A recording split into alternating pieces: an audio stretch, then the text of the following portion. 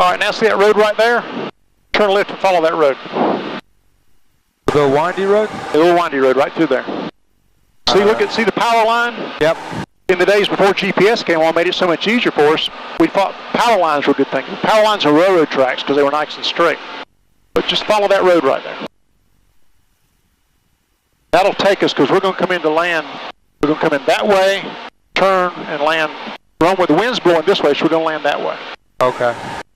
This way you can follow the road.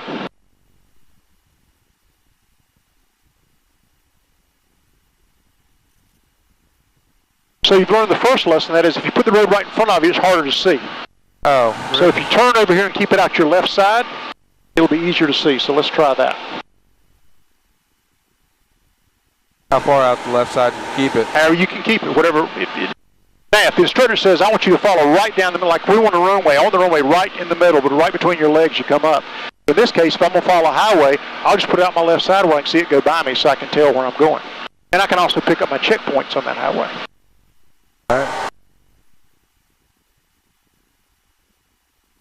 All right, so you keep flying. I'm just going to bring the power back, let it drop off, and what's going to happen is it's going to start coming down because we need to be at 1,700. We need to lose about 800 feet of altitude to come in and land.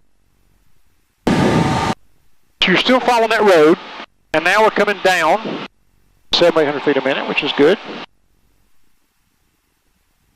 All right, so you see the runway over here? Yep. Turn toward the runway.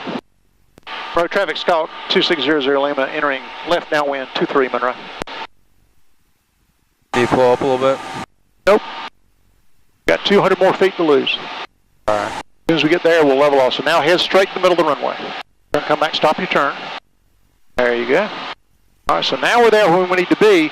So now what we'll do is now we'll hold that altitude at this lower power.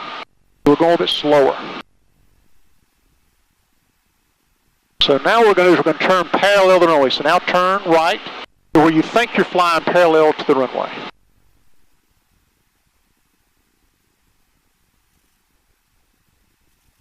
There you go. All right, so now we fly. See, so now you're flying even with the runway. And once I get opposite where I want to land, which is around those numbers, between the numbers and that white touchdown zone, then what I'm going to do is I'm going to pull out the carburetor heat.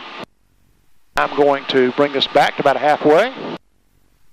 I'm going to go 1, 2, 3. And we're going to just let the airplane slow down. Just slow down to around 80 miles an hour. We're still flying it straight this way. We're flying away from the airport. It's kind of easy to just kind of fly with a touch. And you'll see that we're going to be flying a little bit more trim.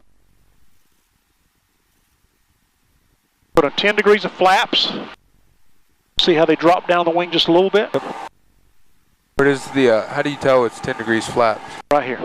Oh, okay. Or the best way to do is count. 3 seconds. Seconds. Now we're going to turn base. Road traffic, Scott 00 Lima, downwind to left base, 23 Monroe. So, in more degrees fast, 1001, 1002, 1003. Turn left. Doing about 75 now. That buzzer, that's because we had a little gust of air. For just that half a second, the wind going by the wing was slower than it needed to be. See, we're still flying 70, 75. So now we're even. This is called base leg. Okay. Now we're even here. We're still coming down. Road traffic, Scout 00 Lima, base to final, 23 Monroe. Now what we want to do is we want to line up. You can kind of follow along with the light touching the controls as I'm landing it. So we come along, we want to put the runway right between our legs. It'll look a little bit different on your side than my side, but even so, if you think about it being between your legs, it'll be pretty close, right? So we're still flying about 70 miles an hour. What I do is I pick a spot out on the runway that I want to land. And if I have plenty of bugs to choose from, if that spot's going above my bug, then it's going to be, I'm going to land short. If the spot is right on my bug, then I'm going to land right at the spot. If it goes below, we're going to overshoot it. So I pick those white points right there. I'm looking at a place in the windshield, and it's coming in about the right place. And I'll adjust my power. I won't go up or down anymore. If I'm coming up short, I'll give it a little bit more power. Now we're coming in. A couple hundred feet above the ground. 60 to 70 miles an hour. We'll come up just a little bit short, so I'm feeding in a little bit of power. You're aiming for the numbers? Anywhere between the numbers and that white point.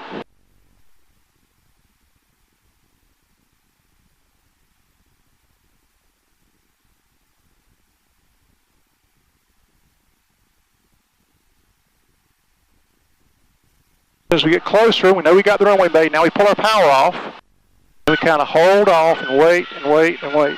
And we're down.